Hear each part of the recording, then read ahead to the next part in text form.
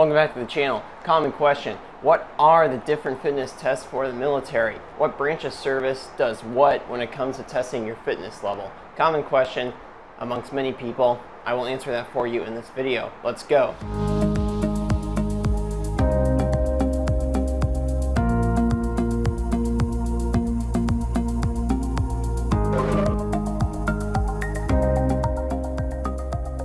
Welcome back to the channel. Once again, like and subscribe. Please do it. It helps out significantly and it promotes this video throughout the algorithm. If you guys clicked on this video, it's because you want to know what each branch of service does for their fitness test. So I'll start you guys off with the Marines. What do the Marines do for their fitness test? The Marines have 3 events, and it's on a scoring basis of 100 for each event. This is a common theme for all the fitness tests. Scoring system, and generally 300 is the highest. Pull-ups is the first event, or you can substitute pull-ups with push-ups. However, though, if you were to max out push-ups, you only get 70 on your score. After the pull-ups or the push-ups, you will have 2 minutes to do sit-ups or crunches, and again, the chart is right next to me. And then the Marines like to take it into overdrive. They do a 3-mile run. This is the longest run of any branch of service. So if you're not a runner and you don't think you got this, maybe you should consider the other branch's fitness test. And that is it for the Marines. Again, here are the scores for each event. Moving on. Now the Army has gotten very creative with their fitness tests. It's almost like an obstacle course race. They have 6 different events, and they test multiple functions of the body. They do a 3-rep max deadlift, standing overhead throw, hand release push-ups, sprint drag carry. Then they max out on a plank and finish up with a 2-mile run. And the Army is very complicated. Based on your age and based on your times and weights that you lift, they break everything down to the single digits. As you can see, scrolling through these charts here, 1 second can make a difference in your score when it comes to the run, or a couple pounds more or less can make a huge difference on your deadlift. So I don't know why the Army does it this way, but that's just how they do it. They like to make things complicated. More power to them. All right, moving on to Air Force, or Chair Force as I like to call them. But before we go any further into the video, I need to shout out the sponsor of this video, which is Element. If you guys are looking to improve your performance in all of these fitness tests or in any endurance event that you do, I highly recommend Element. They specialize in making salty electrolytes to keep you going and to keep that sweat ratio in check. When you guys are performing physical events for a long period of time, your body loses water and it loses salt. This is where Element comes in. Element will restore your body's salt levels with the right combination of sodium, potassium, and magnesium. If you guys want to know more about Element, click in the link in the description down below.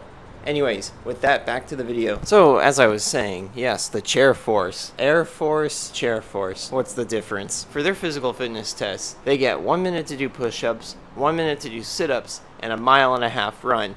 However, though, there is an alternate to the cardio. If you guys don't want to run a 1.5 mile run, then they have a high aerobic max run, more like suicides or pacing tests for that matter. The details of this run: participants run 10 meters out and then 10 meters back, going when they hear a beep. The beep is what creates the pace. They must finish before the second beep to continue. As the test goes on, the tempo between all the beeps becomes shorter, and the test ends when the participant fails to come back before the second beep. The amount of times they beat the second beep is the score. So for discrepancy, here is a scoring chart for push-ups.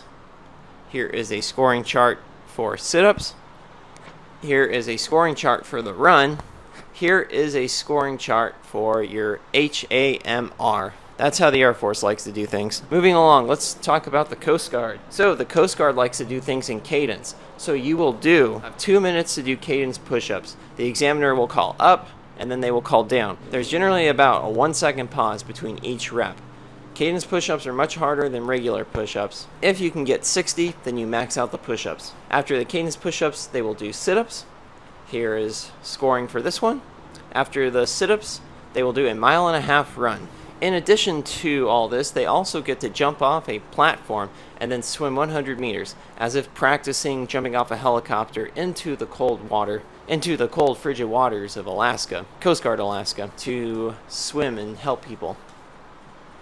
Now, quickly moving on to the Navy. The Navy's very simple. 2 minutes of push-ups, max out a plank, and then a 1.5 mile run. There are also alternate cardio forms. They've now added a rowing machine, and they've also added a bike. You can also do a 500-yard swim. Now, finishing things off, we're going to the Space Force. these space cowboys don't know what they're doing, because coming next year, they're not even going to require a fitness test. The Space Force is using the Air Force Physical Fitness Test as of right now. But coming soon, the Space Force is going to get rid of it, and they're going to focus more on people's physical and mental well-being. According to the Space Force, it is time we implement a data-driven, research-informed, holistic health and fitness approach to increase the wellness and readiness of the force. Starting next year, the service plans to institute a program that promotes physical activity, mental health, balanced eating and sleep, and other facets of a healthy lifestyle. So, Space Force might not be the way to go if you think you've got your fitness routine set in stone. Anyways, guys, so all military branches have different fitness tests, and if any of you guys are ever considering joining this service, depending on what you guys feel you can do physically might be a good indicator of which branch you should serve. Shout out to all military personnel out there. We salute you. With that said, like and subscribe. That's all we got for this video. We'll catch you guys in the next one. If you guys have anything you want us to cover, comment down below. Alright, with that, have a good one.